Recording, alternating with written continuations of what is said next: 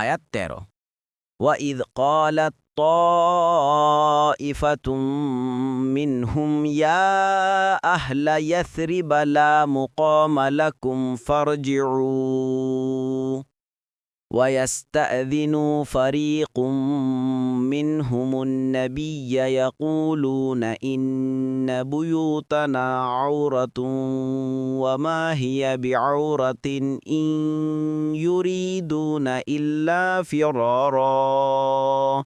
অনুবাদ। আর যখন তাদের একদল বলেছিল, হে ইয়াসরিববাসী, এখানে রাসূলের কাছে প্রতিরোধ করার তোমাদের কোনো স্থান নেই, সুতরাং তোমরা ঘরে ফিরে যাও।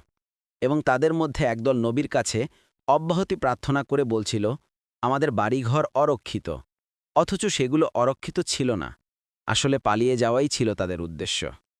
তাফসির। ১ নং ফুটনোটের বিবরণ, ইয়াসরিববাসী বলে এখানে মদিনাবাসীদের বুঝানো হয়েছে।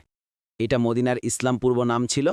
রাসূলুল্লাহ সাল্লাল্লাহু আলাইহি ওয়াসাল্লাম এটাকে পরিবর্তন করে মদিনা রাখেন। দেখুন কুরতুবী, মুয়াস্সার, ফাথুল কাদির। তিনি বলেন, আমাকে এমন এক জনপদের দিকে হিজরত করার নির্দেশ করা হয়েছে যা সমস্ত জনপদকে গ্রাস করবে, করায়ত্ত করবে। লোকেরা সেটাকে বলে ইয়াসরিব, প্রকৃতপক্ষে সেটা হলো মদিনা। সেখান থেকে খারাপ লোককে এমনভাবে নির্বাসিত করে যেমন কামারের হাপড় লোহার ময়লা দূর করে। বুখারী ১৮৭১, মুসলিম ১৩৮২।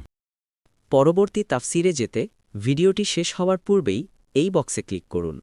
ভয়েস বা উচ্চারণে অনিচ্ছাকৃত ত্রুটি ক্ষমাসুন্দর দৃষ্টিতে দেখবেন ইনশাআল্লাহ।